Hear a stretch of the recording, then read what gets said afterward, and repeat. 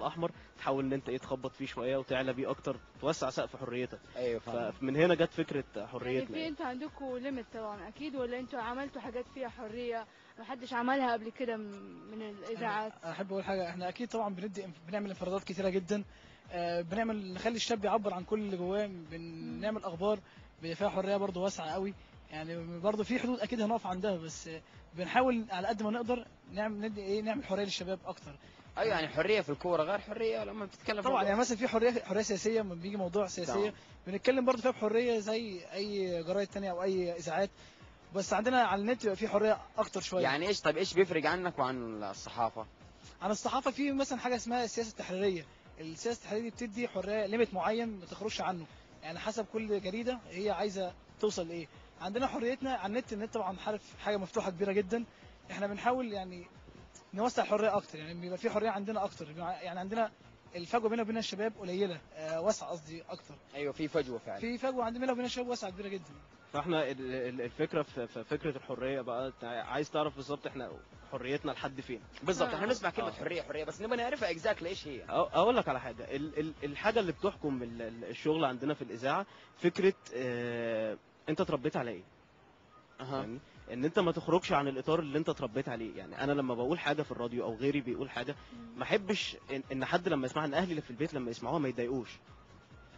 انما حريه سياسيه، في حريه سياسيه، حريه رياضيه، في فنيه، في احنا ما عندناش حته ان احنا بنخاف نقول. أيوة. بس هو الفريم نفسه ان انت ما تخرجش عن اطار الاحترام. طب انتوا مثلا طبيعه عملكم ازاي؟ بتتكونوا من قد ايه؟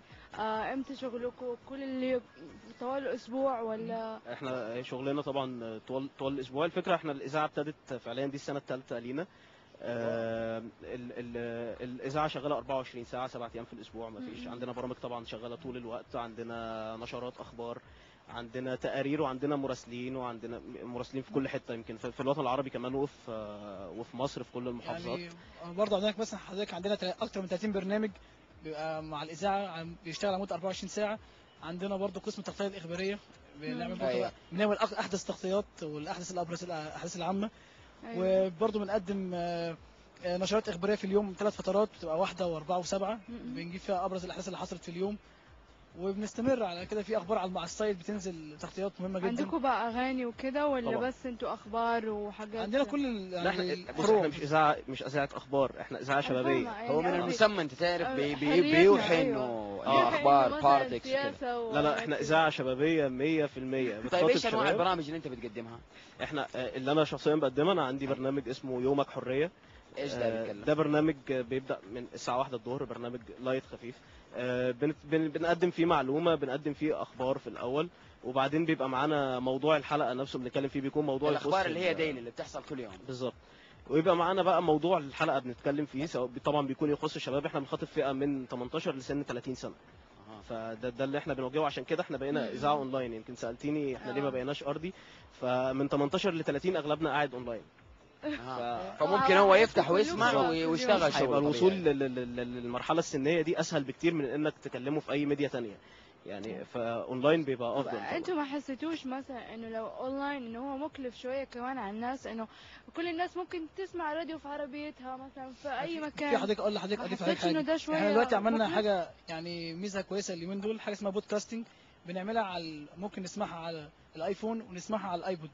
ممكن ده بتضاف اليوم، بتعمل حاجه اللي اسمها اد، بقى على خاصتين على الجهاز ده، على اللي هو ايبود وايفون. ممكن تسمع حريتنا عليه في اي وقت وانت في اي مكان. في البودكاستنج الايفون والانسرز برضو، يعني بنعمل انسرت يعني وندخلها. الانسرت اللي هو البودكاستنج ده بتشتغل معاك في اي مكان بالظبط. طب انت كيف بتعرف عدد الجمهور حقك؟ صح، يعني ده بيبقى معروف من كنترول بانل بالنسبه للي هو مسؤول الموقع عندنا. بينزل تقرير شهري بيشوف كم زائر كم مستمع، وعندنا زوار الموقع بيعدي في اليوم اكتر من 12,000 او لغايه 20,000 يعني على حسب. يمكن في 2008 سمعنا 824,000 في السنه من 2008، من بدايه 2008 من بدايه 2008 لاخر 2008. احنا بنطلع تقرير سنوي في الاخر كم مستمع سمع الراديو. جوه مصر ولا بره مصر؟ لا على الوطن العربي كله، حول العالم كله. يعني 824 كتير جدا. يعني لو انا سافرت السعوديه افتح عليكم واسمعكم طبعا بالظبط. كل مكان. كيف انا اوصل لكم طيب فكرتي او افصل لكم رايي؟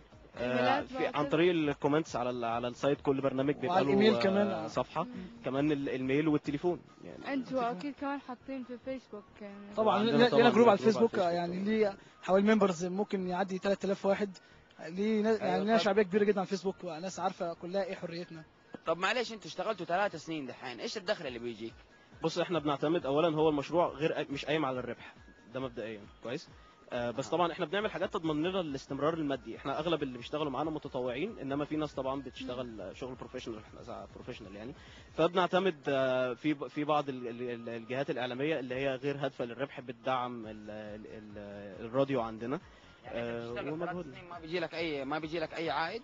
لا، في ناس بتشتغل، ما انا بقول لحضرتك في ناس بتشتغل وبتاخد عائد مادي، وفي ناس شغاله بمبدا التطوع، ان هم بيجوا يتدربوا، لان احنا بنقدم حاجات تانية.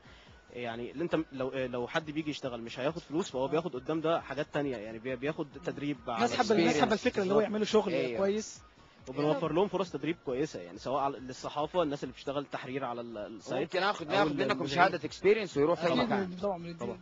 طب ومثلا مين الاونر عندكم اصلا، او مين اللي مالك الاونر؟ الإذاعة دي؟ احمد سميح صاحب المشروع. بنحيي استاذ احمد سميح على الفكره اللي هو سواها انه تكون اونلاين. ونبغى ناخد بريك ونرجع تاني لشباب حياتنا، حريتنا.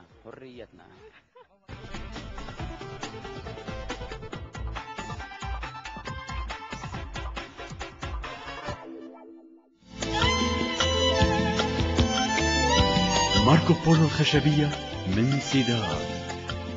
أنا ماركو بولو، وهذه ستائر ماركو بولو الخشبية